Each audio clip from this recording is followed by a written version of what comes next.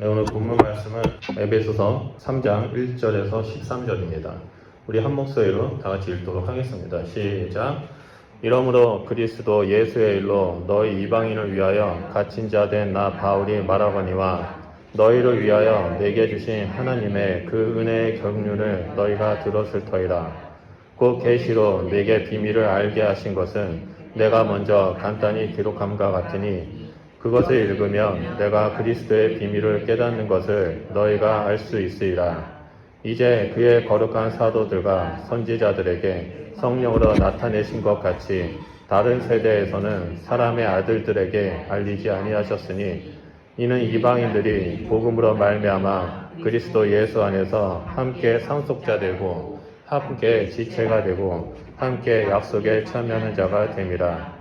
이 복음을 위하여 그의 능력이 역사하시는 대로 내게 주신 하나님의 은혜의 선물을 따라 내가 일꾼이 되었노라. 모든 성도 중에 지극히 작은 자보다 더 작은 나에게 이 은혜를 주신 것은 측량할 수 없는 그리스도의 풍성함을 이방인에게 전하게 하시고 영원부터 만물을 창조하신 하나님 속에 감추어졌던 비밀의 경륜이 어떠한 것을 드러내게 하려 하심이라. 이는 이제 교회로 말미암아 하늘에 있는 통치자들과 권세들에게 하나님의 각종 지혜를 알게 하려 하심이니 곧 영원부터 우리 주 그리스도 예수 안에서 예정하신 뜻대로 하신 것이라. 우리가 그 안에서 그를 믿음으로 말미암아 담대함과 확신을 가지고 하나님께 나아감을 얻느니라.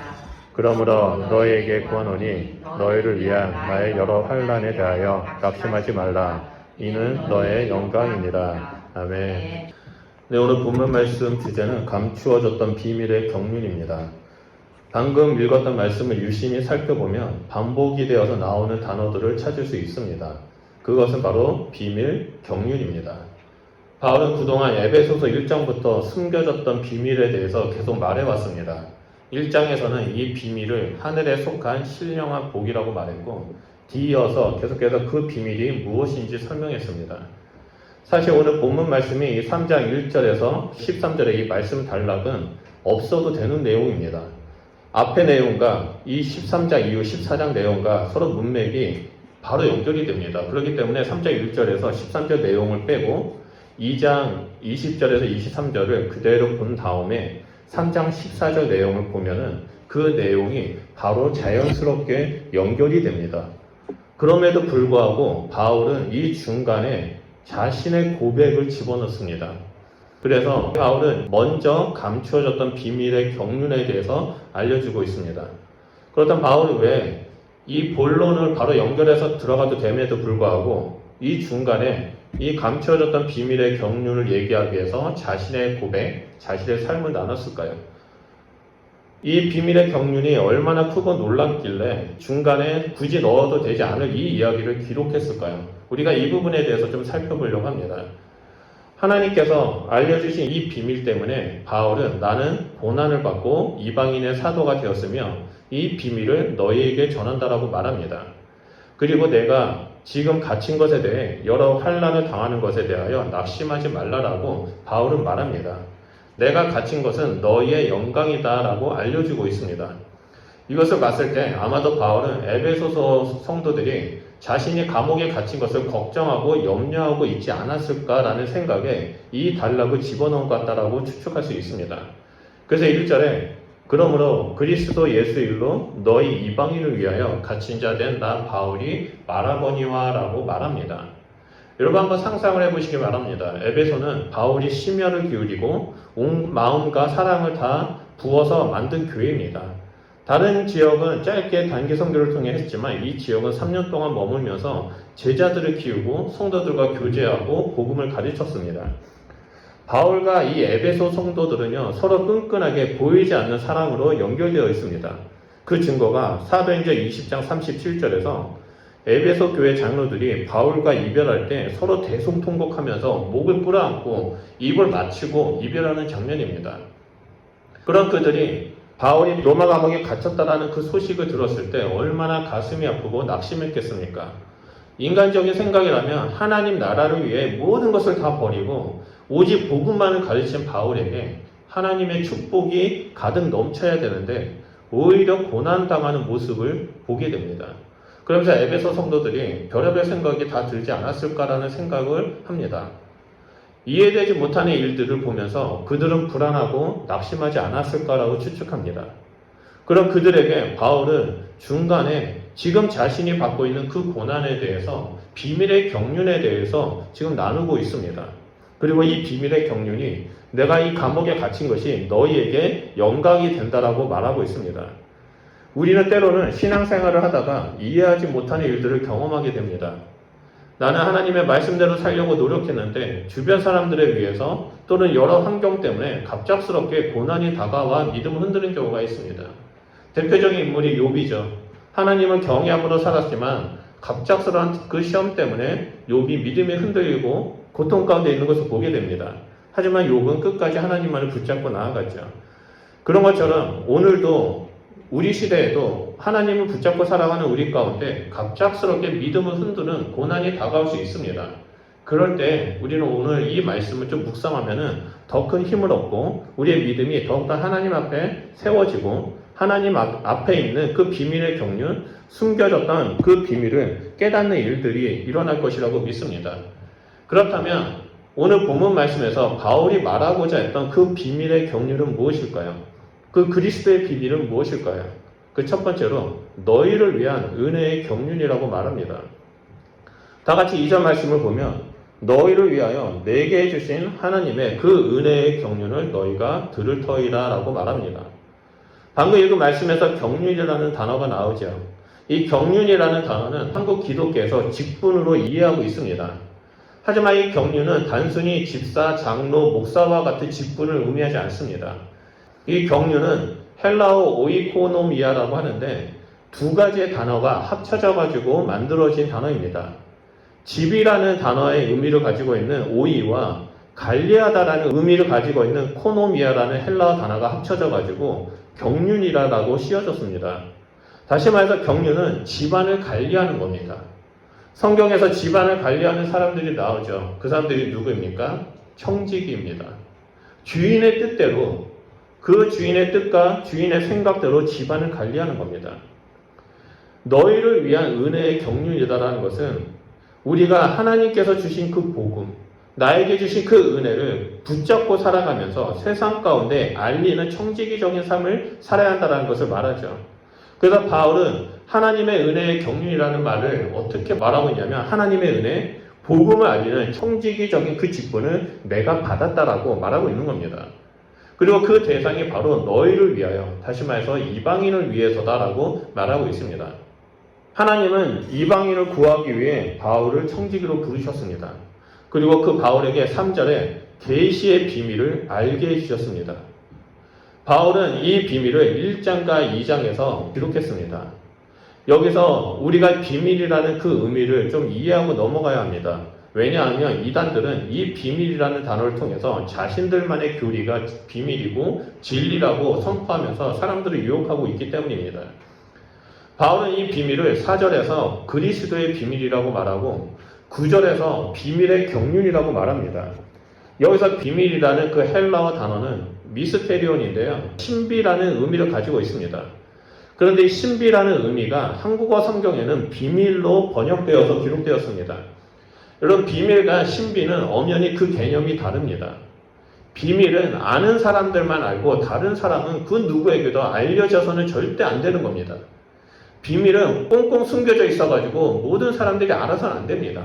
자기들이 공유하는 것만 알려줘야 된다는 거죠. 그래서 이단들이 이 전력을 가지고 나아가죠. 우리들만 비밀이 있다. 우리들만 진리가 있다. 이 비밀을 알고 싶으면 우리 단체에 들어오라라고 속삭입니다. 근데 반면에 신비는 어떤 것이냐면 처음에는 알 수 없지만 마음의 눈이 밝혀지거나 계시로 인해서 그 이전에 알 수 없었던 일들을 새롭게 깨닫는 겁니다. 신비라는 것은 누구나 다 알 수 있습니다. 다만 처음에는 알지 못합니다. 하지만 성령님의 계시로 말미암아 하나님의 계시로 말미암아 그 알지 못했던 것들을 깨닫는 것이 바로 신비입니다. 그래서 바울은 5절에 이제 그의 거룩한 사도들과 선지자들에게 성령으로 나타내신 것 같이 다른 세대에서는 사람의 아들들에게 알리지 아니하셨으니라고 말합니다. 여기서 이제라는 말은 신약 시대를 말하고요. 다른 세대는 구약 시대의 사람들을 말합니다. 신약 시대의 사도들과 선지자들, 신약 시대의 사도들과 말씀을 가르치는 그 선지자들에게는 성령의 계시로 말미암아 마음의 눈이 밝혀져서 신비를 깨닫게 되었다라고 말합니다. 하지만 다른 세대, 구약 시대 때에는 예수님이 오시기 전이기 때문에 그 사람들은 이 신비를 깨닫지 못했다라고 말한 겁니다. 그렇다면 바울이 말하는 이 신비는 무엇입니까? 바울은 이 신비에 대해서 6절에 이렇게 말합니다. 이는 이방인들이 복음으로 말미암아 그리스도 예수 안에서 함께 상속자가 되고 함께 지체가 되고 함께 약속에 참여하는 자가 됨이라라고 말합니다. 바울은 예수 그리스도로 말미암아 드러난 신비가 이방인이었던 우리가 유대인처럼 함께 상속자가 되고 함께 지체가 되고 함께 약속에 참여하는 자가 되었다. 이것이 바로 신비라고 말합니다. 우리는 솔직히 이방인이 구원받아서 유대인과 같이 하나님의 백성이 되고 상속자가 되고 또한 약속을 받은 자가 되었다는 것에 별 감동이 없습니다. 놀랍지도 않습니다. 하지만 그 시대의 사람들에게는 이 메시지는 세상을 뒤흔드는 충격적인 엄청난 메시지입니다. 당시 사람들의 사고를 멈추게 하는 것이었습니다. 이 메시지가 선포되어지면 사회에 분란을 일으킬 수 있는 충격적인 메시지입니다. 그래서 유대인들은 이 바울을 죽일 때까지 먹지도 마시지도 않고 쫓아다니는 그 결과를 만들 정도로 사회를 뒤흔드는 메시지입니다. 마치 우리가 조선시대에 왕족이나 양반이 그 천한 백정과 천한 망나니와 함께 결혼하고 함께 밥을 먹고 함께 살 수 있다라는 그 메시지가 선포된다면 분명히 그 시대에 그 메시지 선포하는 사람들을 능지처참을 해서 죽이게 될 것입니다. 그런 것처럼 이 이방인들이 상속자가 되고 하나님의 자녀가 되고 약속을 얻은 자가 되고 또 아브라함의 자손이 되었다라는 이 메시지는 유대인들에게 그 시대 사람들에게 충격적인 메시지입니다. 한 예로 유대인들의 속담에 이런 얘기가 있습니다.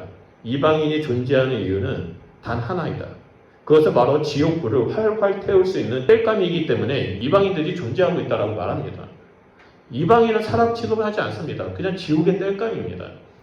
그런 지옥의 땔감이었던 그 죄악의 존재였던 그 부정한 자가 하나님의 자녀가 되었고 상속자가 되었고 약속을 기다리는 자가 되었다라는 이 메시지는 너무나 충격적인 메시지입니다.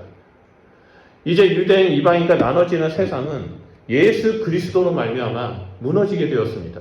예수님으로 말미암아 이방인과 유대인들은 새 사람으로 창조되었습니다. 이것이 바로 그리스도 안의 비밀이고 또한 감추어졌던 그 신비의 경륜입니다. 그러다 보니까 바울은 감옥에 갇혀도 낙심하지 않습니다. 에베소 성도들에게 오히려 낙심하지 말라라고 말합니다. 왜냐하면 우리는 예수 그리스도 안에서 상속자이고 지체이고 약속에 참여하는 자이기 때문입니다. 우리가 이 신비를 알고 있다면 어떠한 환경이 온다 할지라도 어떠한 고난이 온다 할지라도 우리는 결코 쓰러지지 않습니다. 우리는 상속자이고 또한 지체이고 약속에 참여하는 자이기 때문입니다. 우리가 낙심이 다가올 때, 우리를 힘들게 할 때, 우리의 눈을 열어서 예수님을 바라봐야 하는 그 이유가 여기에 있습니다. 예수님을 바라봐야지만 우리가 상속자로서, 지체로서, 약속에 참여하는 자로서의 삶을 살아갈 수 있기 때문입니다. 오늘 함께 예배드리는 우리 성도님들은 힘들고 어려운 상황이 올 때, 낙심이 올 때, 이해하지 못하는 일들이 다가올 때, 이 감추었던 신비의 경륜, 예수 그리스도의 신비를 기억하면서 믿음의 길을 걸어가시는 자가 되시기를 축원드립니다. 그리고 두 번째로 감추어진 비밀의 경륜은 우리에게 사명을 허락하신 하나님의 은혜입니다. 7절 말씀입니다. 이 복음을 위하여 그의 능력이 역사하시는 대로 내게 주신 하나님의 은혜의 선물을 따라 내가 일꾼이 되었노라 라고 바울은 고백합니다. 이 복음을 위하여, 다시 말해서 감추어졌던 이 신비, 그리스도의 신비를 위하여 하나님의 은혜의 선물에 따라 일꾼이 되었다라고 말합니다. 바울은 하나님의 은혜로 감춰졌던 그 신비를 알게 되었고 하나님의 은혜를 깨닫는 순간 자신의 신비를 알리는 사명자가 되었다라고 말한 것입니다. 바울이 하나님의 일꾼이 된 것은 그 자체가 하나님의 은혜입니다. 하나님의 능력으로 이루어졌습니다. 우리는 이 바울의 일생에 대해서 잘 알고 있죠. 바울이 왜 이런 고백을 하는지 우리는 잘 알고 있습니다. 하지만 그 시대 사람들은 아마 바울이 왜 이런 고백을 할까라고 생각할 수 있습니다. 바울의 삶을 보면요, 그는 하나님의 일꾼이 될 수 있는 그 자격조차 없는 사람입니다. 오히려 예수님을 믿는 사람들을 핍박했고 죽였고 잡고자 온 열정을 다해서 따르던 사람이었죠. 사람을 죽이기 위해서, 예수님을 믿는 그 사람들을 잡기 위해서, 초대교회를 무너뜨리기 위해서 앞장서서 핍박했던 사람입니다. 그런 바울이 다메섹에 가서 그 다메섹을 향해 가는 중에 예수님을 만납니다. 그 눈에 씌어진 비늘이 벗겨지자 감추어졌던 그 신비의 경륜, 그리스도의 신비를 깨닫게 됩니다. 그 순간 하나님의 원수되었던 자가 하나님의 일꾼이 되어서 이방인을 찾아다니며 내가 깨달았던 그 신비를 알려주고 있습니다. 이러한 바울의 삶 자체가 하나님의 능력으로 나타난 것이고 하나님의 은혜의 선물로 이루어진 겁니다. 그래서 바울은 8절에 이렇게 말합니다. 모든 성도 중에 지극히 작은 자보다 더 작은 나에게 이 은혜를 주신 것은 측량할 수 없는 그리스도의 풍성함을 이방인에게 전하게 하시고라고 말합니다. 여러분, 바울이 어떤 사람입니까? 그 시대에 사도로서 이 기독교를 이끄는 자로서 영적인 리더였습니다. 그런데 그는 자기를 지극히 작은 자보다 더 작은 자라고 말합니다. 이것은 단순히 바울이 겸손함을 보여주기 위해서 한 말이 아닙니다. 겸손의 말이 아닙니다. 그는 정말 자신이 성도 중에, 모든 성도 중에 지극히 작은 자보다 더 작은 자다라고 여기고 있다는 겁니다. 왜 그렇습니까? 그는 성도를 핍박하는데 앞장섰던 자이기 때문입니다. 예수님을 믿는 자들을 죽이기 위해서 앞장섰던 자였기 때문입니다. 하나님은 이방인에게 구원의 신비를 알리기 위해서 성도를 핍박하고 예수님을 대적하는 그 바울을 은혜로 구원해 주셨습니다. 바울은 지금 자신을 드러내지 않고 있습니다. 나는 하나님의 백성들을 핍박했던 죄인입니다. 나는 하나님의 백성들을 핍박했던 지극히 작은 자입니다라고 고백하는 거죠. 그가 드러내고 있는 것은 감추어진 이 신비를 알게 해주신 하나님의 은혜, 자기를 사명자로 세워주셨던 그 하나님의 은혜만을 강조하고 있습니다.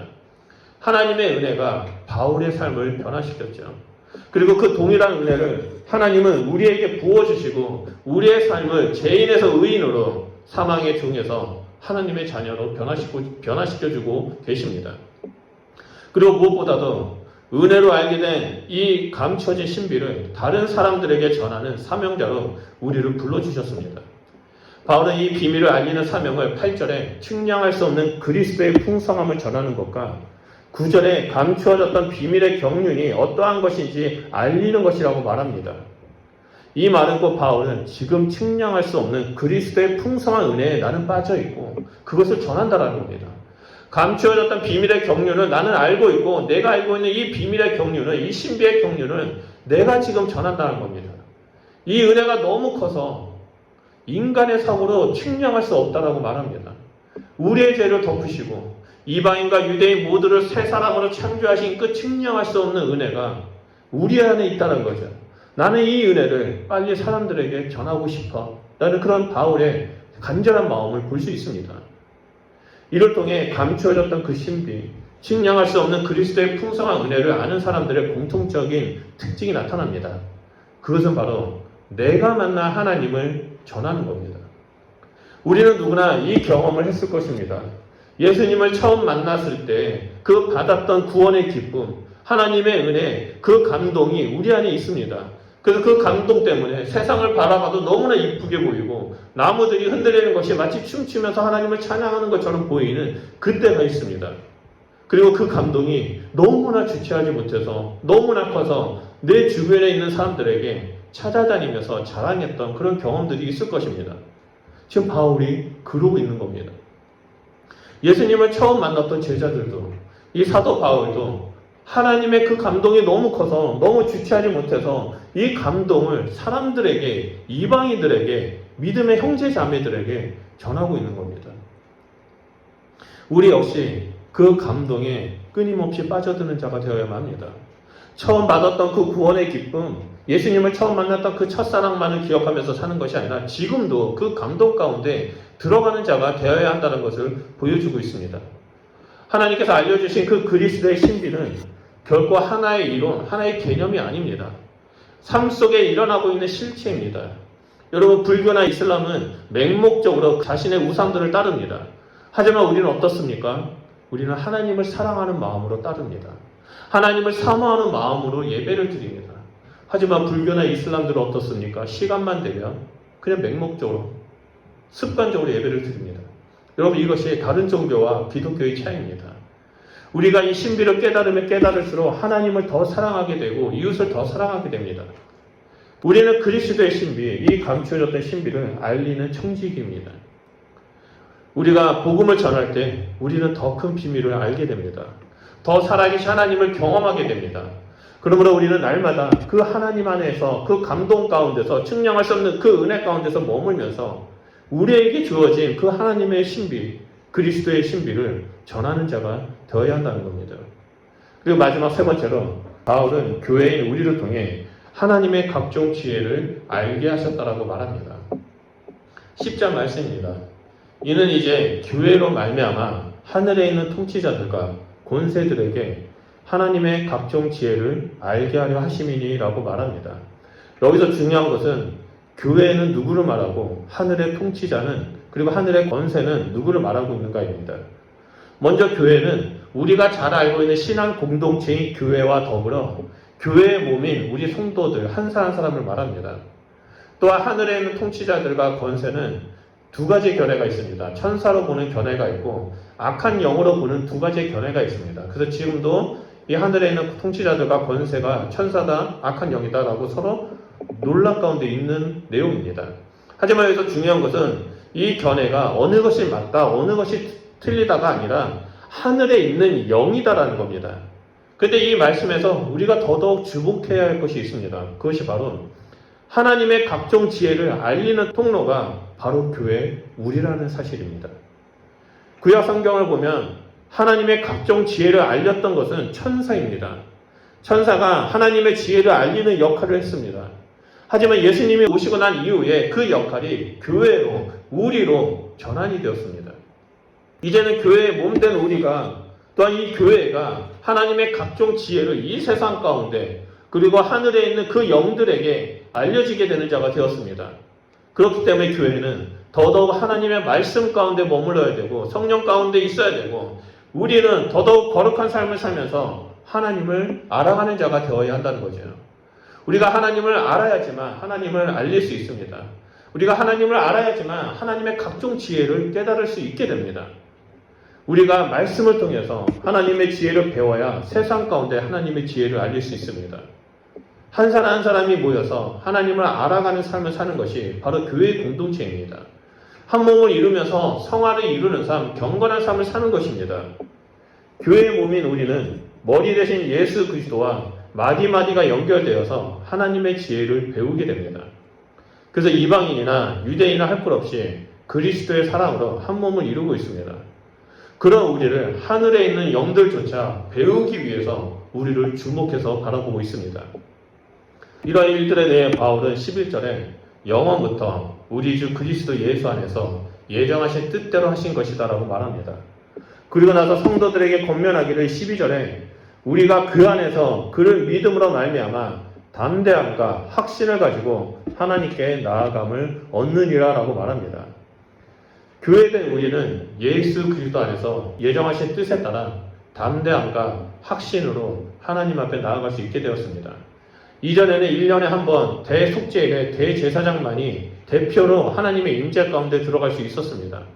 하지만 지금은 예수 안에서 이방인인 우리까지도 담대함과 확신을 가지고 하나님 앞에 나아갈 수 있게 되었습니다. 이것이 바로 바울이 전하고자 했던 그리스도의 비밀이자 감추어진 비밀의 경륜입니다. 우리는 이 비밀의 구원 메시지를 교회에서 끊임없이 들어왔기 때문에 감동을 못 느낄 수 있습니다.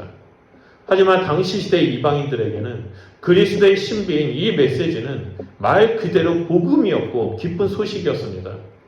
이들은 역사 속에서 하나님께서 이스라엘 백성을 애굽에서 어떻게 구원하셨고 어떻게 먹이셨고 어떻게 보호하셨는지를 보았습니다. 그리고 또 역사 속에서 전쟁이 일어날 때마다, 힘든 일이 일어날 때마다 하나님께서 하나님의 사람을 통해서 이스라엘 사람들을 어떻게 돌보셨는지 옆에서 지켜봤습니다. 이방인들도 자신들도 하나님의 백성이 되고픈 마음이 너무나 굴뚝같이 있었습니다. 하지만 그들은 그 방법을 몰랐습니다. 그래서 자신들만의 방법을 통해서 우상을 만들고 이 우상이 저 이스라엘의 하나님처럼 우리의 하나님이다라고 말했던 겁니다. 그래서 이 우상이 나를 보호해주고 우리를 돌보고 우리의 필요를 채울 거라고 여겼습니다. 하지만 시간이 지나면 지날수록 우상은 그냥 우상이고 헛된 것이라는 것만 드러납니다. 오직 이스라엘에 계신 여호와 하나님만이 참된 신이라는 것이 증명되고 맙니다. 역사를 통해서 또 하나님의 기적과 여러 가지 이적을 통해서 이 모든 일들이 드러나게 됩니다. 이방인들이 이것을 다 목격하면서 나도 하나님의 백성이 되고 싶은데 될 수 있는 방법이 없었습니다. 그런데 이 땅에 예수님이 오셨습니다. 예수님이 오셔서 죽으시고 부활하시고 지난주에 봤던 그 법조문을 폐지하시고 중간에 막힌 담을 폐지하셨습니다. 그리고 그 이방인들도 예수님을 믿는다면 하나님의 백성, 하나님의 자녀로 삼아주셨고 그 풍성한 은혜 가운데 담대함으로 하나님 앞에 나아갈 수 있도록 인도하신다라는 그 감추어진 비밀의 메시지가 듣게 되었습니다. 그래서 그들은 정말 그 복음, 기쁜 소식이다라고 받아들이면서 예수님 앞에 나오기 시작했습니다. 이렇게 이방인들이 나도 그리스도 예수 안에서 하나님의 백성이 될 수 있다라는 그 복음이 선포되어지자 이방인들은 교회에 몰려 들어오기 시작합니다. 예루살렘에 시작되었던 이 복음이 유럽을 거쳐서 아메리카 대륙을 지나서 아시아인 우리까지 왔습니다. 우리 역시 예수님을 믿음으로 말미암아 우리를 위한 비밀의 경륜을 깨닫고 그 은혜의 사명을 받아서 그 비밀의 경륜을 전하는 자가 되었습니다. 그리고 이 사명을 감당하는 자로서 하나님의 각종 지혜를 깨닫게 되었습니다. 그런데 문제는 시간이 지나고 역사가 쌓이고 쌓이면서 그리스도의 그 신비, 감춰졌던 그 하늘의 그 비밀의 신비가 하나님의 각종 지혜가 지식으로만 쌓이게 되었습니다. 이전에는 하나님을 알고 하나님을 경험하면서 각종 지혜로 삶으로 깨달았는데 이제는 이론이 되어버렸고 지식이 되어버렸습니다. 우리의 신앙을 위협하는 것은 고난이 아니고 박해가 아닙니다. 우리의 신앙을 위협하는 것은 하나님을 알아가고자 하는 그 체험하는 지혜가 지식으로 퇴색해져 가는 것입니다. 우리는 이 지식의 한계를 뛰어넘어야만 합니다. 우리를 향한 그리고 교회를 향한 그 신비의 경륜을 깨닫는 자가 되기 위해서 날마다 담대하게 하나님 앞에 나아가 은혜를 구하는 자가 되어야만 합니다. 제가 이 말씀을 준비하면서 초등학교 때 소풍 때마다 했었던 그 보물찾기 게임이 생각이 났습니다. 선생님들이 소풍에 가면 이 보물을 찾기 위해서 곳곳에 찾기 쉬운 곳에 보물을 숨겨놓죠. 그래서 보물찾기 하면은 그 쉬운 곳에 숨겨놓은 곳을 찾으면서 그 보물을 하나씩 하나씩 찾습니다. 그때 이 보물을 찾았던 것 때문에 너무나 기뻐하고 즐거워하고 또 친구 중에 더 좋은 것을 찾게 되면 더 부러워하는 그런 일들을 경험한 적이 있습니다. 그런 것처럼 하나님께서는 이 신비로운 비밀을, 이 신비로운 경륜을, 그리스도의 신비를 이 땅 곳곳에 찾기 쉽도록 숨겨놓으셨습니다. 우리가 이 땅에서 나그네의 삶을 살아간다는 것은 단순히 그 믿음만을 붙잡고 말씀만을 붙잡고 끝까지 표대를 향해 걸어가는 것이 아닙니다. 우리가 나그네의 삶을 산다는 것은 하나님께서 숨겨놓으신 그 신비, 그 비밀을 깨달으면서 하나하나 찾아가면서 하나님의 각종 지혜를 알고 기뻐하면서 그 믿음의 길을 걸어가는 것을 말합니다. 표대를 향해 가는 그 길은 우리에게 기쁨의 길입니다. 그곳에는 하나님께서 숨겨놓으신 보물이 있기 때문입니다. 하나님의 각종 지혜가 있기 때문입니다. 그 길은 즐거움의 길입니다. 마치 소풍 때 보물찾기에서 보물을 찾으면서 즐거워하는 것처럼 우리의 믿음의 길은 그리스도의 비밀로 말미암아 참된 기쁨의 길, 영광의 길에 참여하게 됩니다. 하지만 오늘날 이 기쁨의 길을 알지 못하는 분들이 너무나 많습니다. 그냥 오래 참아야지, 오래 인내해야지 하면서 믿음의 싸움을 하는 분들이 많이 있습니다. 근데 우리는 여기서 한 걸음 더 나아가서 하나님의 각종 지혜를 찾기 위해서 이 비밀의 경륜을 알기 위해서 날마다 말씀을 묵상하고 기도하고 하나님의 은혜 가운데 나아가는 자가 되어야 한다는 거죠. 오늘 본문 말씀을 통해서 우리는 세상을 바라보는 눈이 바뀌어야만 합니다. 역사를 바라보는 그 눈이 바뀌어야만 합니다. 그 눈이 열려야만 합니다.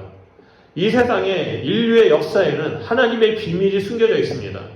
그리고 그 비밀은 믿는 자에게 풍성하게 드러났습니다. 이 비밀의 중심은 바로 예수 그리스도가 계십니다. 이제 우리가 해야 할 일은 분명히 이렇습니다. 그것은 하나님을 깊이 알아가는 것이고 이 비밀을 그리스도 안에서 하나님의 각종 지혜를 발견하는 것입니다. 그리고 온 땅 가운데 나아가서 내가 발견한 그 하나님, 내가 발견한 그 그리스도 안의 비밀, 그리스도 안의 신비, 감춰졌던 그 신비를 증언하는 증인된 삶을 살아야 한다는 겁니다. 하나님은 이 일을 위해 우리에게 풍성한 은혜를 부어주셨습니다. 이 일을 위해 우리를 한 몸으로 연결시켜 주셔서 교회라는 공동체를 만들어 주셨고 이 일을 위해서 우리를 사명자로 불러주셨습니다. 그래서 우리는 홀로 하나님 앞에 나아가 머물면서 하나님의 신비를 깨닫는 것도 중요하고 또 우리가 다 같이 모여서 함께 하나님의 신비를 깨닫고 나누는 것도 또한 중요합니다. 그래서 오늘 본문 말씀을 기억하면서 늘 하나님의 은혜 가운데 담대히 나아가시는 그리스도의 백성이 되시길 주님의 이름으로 축원드립니다. 하나님 저에게 은혜를 베풀어 주셔서 하나님의 신비를 깨닫게 해주십시오라고 구하면서 그 신비, 그 보물을 찾으면서 그 기쁨의 길, 즐거움의 길을 통해 표대를 향해 나아가는 하나님의 백성이 되시길 주님의 이름으로 축원드립니다. 우리를 통해 하나님의 장막이 이 땅 가운데 넓혀질 것이라고 믿습니다. 이 말씀을 기억하면서 하나님, 내가 이 시간에 주님 앞에 나아가 구하오니 하나님 저에게 은혜를 베풀어 주십시오. 우리의 눈을 열어주셔서 우리를 둘러싼 그 환경, 나를 둘러싼 환경 가운데 숨겨진 하나님의 비밀을 깨닫게 해주십시오. 그래서 이 땅에서 그 비밀을 깨닫는 자가 되어 하나님의 각종 지혜를 깨닫는 자가 되어 믿음의 길을 걸어가고 즐거움과 기쁨으로 함께 예배하며 나아가는 자가 되게 해주십시오. 그리고 내가 깨닫은 이 비밀을 주님과 함께 세상 가운데 전하는 자가 되게 해주십시오라고 우리 이 시간에 주여 삼창하며 기도하도록 하겠습니다. 기도하겠습니다.